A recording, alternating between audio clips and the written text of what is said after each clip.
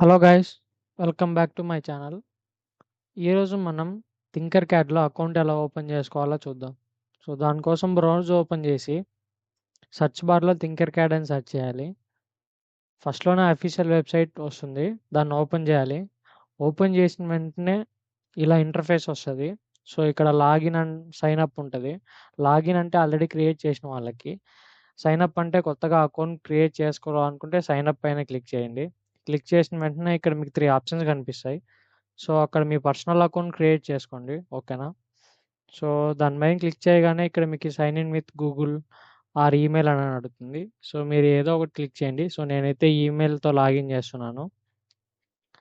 So next మీకు ఇక్కడ మీ country and date of birth enter చేయమంటుంది.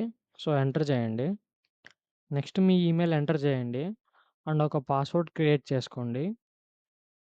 And next I agree ఆప్షన్ని క్లిక్ చేసి క్రియేట్ అకౌంట్ పైన ట్యాప్ చేయండి. నెక్స్ట్ డన్ మీద క్లిక్ చేయండి. మీ అకౌంట్ అయితే క్రియేట్ అయిపోయింది. నెక్స్ట్ వీడియోలో థింకర్ క్యాడ్లో సర్క్యూట్ ఎలా డిజైన్ చేసి సిమ్యులేట్ అవుట్పుట్ ఎలా చూడాలో ఎక్స్ప్లెయిన్ చేస్తాను. Thank you for watching.